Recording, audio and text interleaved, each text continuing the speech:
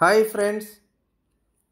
రోజుకొక మంచి మాట ద్వారా అనుభవమే జ్ఞానం అన్న సత్యాన్ని చెప్పుకోవటానికి నిన్నటి రోజు నుంచి ప్రారంభించుకున్నాం. నిన్నటి రోజుని నా గురించి కొంత క్లుప్తంగా మీ అందరికీ చెప్పడం జరిగింది. అలాగే మరి మానస సరోవర ధ్యానాశ్రమం నిర్మించటం అనేది చెప్పినా అసలు అది ఆవిర్భావం ఎలా జరిగిందో ఈ రోజుని క్లుప్తంగా మరికొన్ని విశేషాలు మీకు చెప్పబోతున్నా. 2008 సంవత్సరం మే నెలలో బెంగళూరు పిరమిడ్ వ్యాలీలో బుద్ధ పౌర్ణమి ఉత్సవాలకు నా భార్య యొక్క బలవంతం మీద అక్కడ వెళ్ళటం జరిగిందండి. అయితే ఈ ధ్యానం మీద ఏమాత్రం విశ్వాసం లేని నేను బలవంతంగానే వెళ్ళటం జరిగింది. అక్కడ 5,000 మంది రావటం నాకు మరింత ఆశ్చర్యం వేసింది. ఇంతమంది జనం ఎందుకు వచ్చారా అనేది అర్థం కాని స్థితిలో ఆ మరుసటి రోజు అక్కడ ఉన్నటువంటి పెద్ద పిరమిడ్లో 5,000 మంది 5 గంటల పాటు 2 రోజుల పాటు ధ్యానం చేస్తున్నారండి. అది చూసిన తర్వాత నాకు ఎంతో ఆశ్చర్యం అనిపించింది. 3వ రోజు అసలు ఏం జరుగుతుందో చూద్దామన్న ఆసక్తితో నేను కూడా 5 గంటల పాటు పిరమిడ్లో కూర్చొని ధ్యానం చేయటం ప్రారంభించా. అప్పుడు ఒక వింతైనటువంటి అనుభూతి. ఎల్లప్పుడూ మరి ఆనందంగానే ఉన్నాననుకుంటుంటే నేను ఆ రోజు ఆ ధ్యానం ద్వారా బ్రహ్మానందాన్ని పొందానండి. బ్రహ్మానందాన్ని పొందా. ఆ తర్వాత మరింత ఆసక్తితో మరొక ప్రయోగం చేయాలనుకుని 8 సంవత్సరాలుగా మోకాళ్ళ నొప్పులతో కనీసం ఒక్క మెట్టు కూడా దిగలేని స్థితిలో ఉన్న నా భార్య చేత 6 మాసాలు ధ్యానం చేయించడం జరిగింది. 2008 సంవత్సరం డిసెంబర్లో 620 మెట్లున్న మరి శ్రావణ బెళగొళ దేవాలయం కొండపైకి ఎక్కడంతో అప్పుడు నాకు మరింత ఆశ్చర్య ఆనందాలు కూడా కలిగాయి. ఈ 2 అనుభవాల ద్వారా ఈ ధ్యానశక్తిని మరింతగా తెలుసుకోవాలన్న తపనతో అందరిని అడుగుతున్న సమయంలో ఎవరు చెప్తారన్న తరుణంలో మరి కొంతమంది మిత్రుల సలహా ప్రకారంగా భీమవరంలో శ్రీ తటవర్తి రాఘవరావు గారి దంపతుల క్లాస్కి వెళదామని చెప్పి నిశ్చయించుకున్నాం. అయితే ఆ క్లాస్కి వెళ్ళబోయే ముందు నా జీవిత గమనాన్ని మార్చేసిన ఒకానొక అద్భుత సంఘటన ఇక్కడ మీ అందరికీ చెప్పుకోవాలి. విజయవాడ సమీపాన కృష్ణానది తీరంలో మాకు ఎకరం స్థలం ఉంది. అప్పటికే ఆ పొలం మీద 30 లక్షల రూపాయల అప్పు కూడా ఉంది. ఈ అంతలోనే కాలం పెరిగి ఏదో రేట్లు పెరిగినాయి అనే ఉద్దేశంతో ఆ స్థలాన్ని అమ్మకానికి బేరం పెట్టామండి. ఆ క్లాస్కి వెళ్ళబోయే రోజుని అదే సమయంలో ఒక ఆయన వచ్చి, సార్ మరి ఆ స్థలం చూశారు, ఒక ఆయన బాగా నచ్చింది, ఆయన ₹1,00,00,000 అయితే కొంటానంటున్నాడు అని అన్నాడు.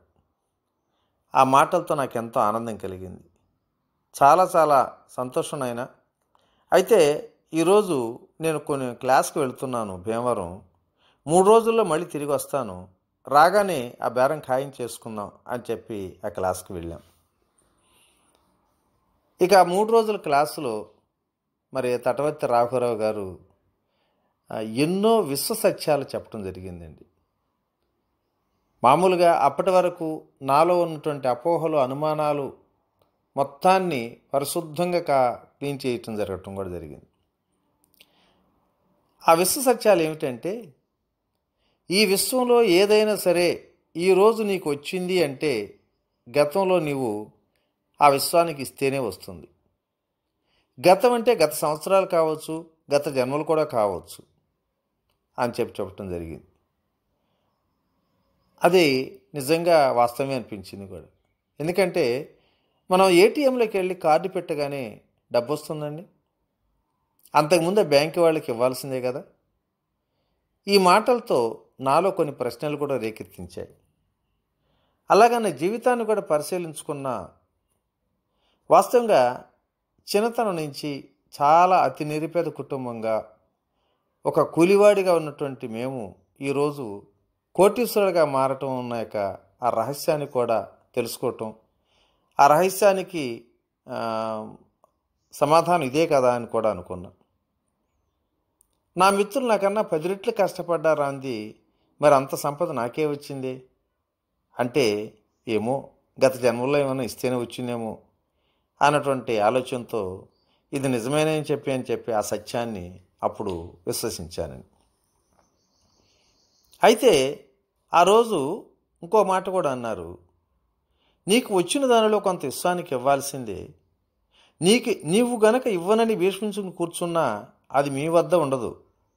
ఈ సృష్టిలో మీకు రావాల్సింది ఎవ్వరూ అడ్డుకోలేరు, పోవలసింది నువ్వు ఎంతగా అడ్డుకున్నా ఆగదు అనే మాటలు నాలో మరీ సరికొత్త ఆలోచనలు కూడా రేకెత్తించాయి. సరే, ఏమో ఆయన దాంట్లో సత్యమేనేమో, మరి గతంలో ఏదో ఇస్తేనే వచ్చింది అంటున్నారు, మరి వచ్చింది ఇవ్వకపోయినా ఉండదు అంటున్నారు కాబట్టి మరి ఏదో ఇస్తే బాగుంటుంది కదా, ఏమిస్తే బాగుంటుంది అన్నటువంటి ఒక ఆలోచన ఉన్నప్పుడు ఆయన ఇంకో మాట చెప్పాడు, ఈ లోకంలో ఎన్నో దానాలుంటాయి, ఆకలైన మనిషికి అన్నదానం చేస్తారు, కానీ 6 గంటల తర్వాత అతనికి మళ్ళీ ఆకలిస్తుంది. అంటే మీరిచ్చిన దానం అతనికి 6 గంటల వరకే పరిమితం. పోనీ వస్త్రదానం చేస్తే 6 మాసాలకే పరిమితం. అదే గనక జ్ఞానదానం అనేది ఇవ్వగలిగితే అతనికి జీవితాంతం ఉంటుంది, దీన్ని మించిన దానం లేదు అని చెప్పటం.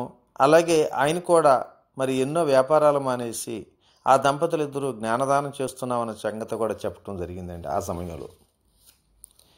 ఈ విషయాలన్నీ విన్న మొత్తం నా మదిలో బాగా ప్రింట్గా రికార్డ్ అయిపోయాయి. 3వ రోజు ధ్యానంలో కూర్చున్నప్పుడు మొట్టమొదటిసారిగా నాకు ఒక అద్భుతమైనటువంటి ఒక మెసేజ్ వచ్చింది. అదేమిటంటే, సకల మానవాళికి కావలసినది ఆనందం, ఆరోగ్యం, మనశ్శాంతులు. మరి ఈ జ్ఞాన మార్గంలో ఉన్న సత్యాన్ని నాకు నేనుగా ఎవరో చెప్తే కాదు, నాకు నేనుగా తెలుసుకున్నటువంటి సత్యం. కాబట్టి కృష్ణానది ఒడ్డున్నటువంటి ఆ స్థలాన్ని అమ్మకుండా, పొలాన్ని అమ్మకుండా అక్కడ ఒక ధ్యాన ఆశ్రమాన్ని నిర్మించి, అందులో ఒక పిరమిడ్ నిర్మించి కృష్ణా గుంటూరు జిల్లా వాసులందరికీ ఒక వరధామ కేంద్రంగా తీర్చిదిద్దాలి అన్న ఒక సత్సంకల్పంతో ఒక మెసేజ్ వచ్చింది.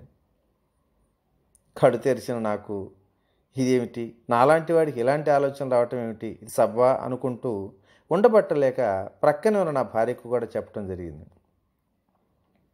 ఆ మాటలు వినగానే ఆవిడ ఎంతగానో సంతోషపడుతూ ఒక్కసారి ఎగిరి గంతేసినట్టుగా, చాలా చాలా సంతోషం, నాకెంతో ఆనందంగా ఉంది అని, మరి నేను ఎక్కడ మాట మారుస్తాను అని చెప్పి వెంటనే నన్ను లేపి నాకు వచ్చినటువంటి ఆలోచనలు వారందరికీ చెప్పి ఈ ధ్యానాశ్రమాన్ని తప్పనిసరిగా నిర్మిస్తాను అని చెప్పి అక్కడ 200 మందిలో నన్ను బలవంతంగా చెప్పించడం జరిగింది.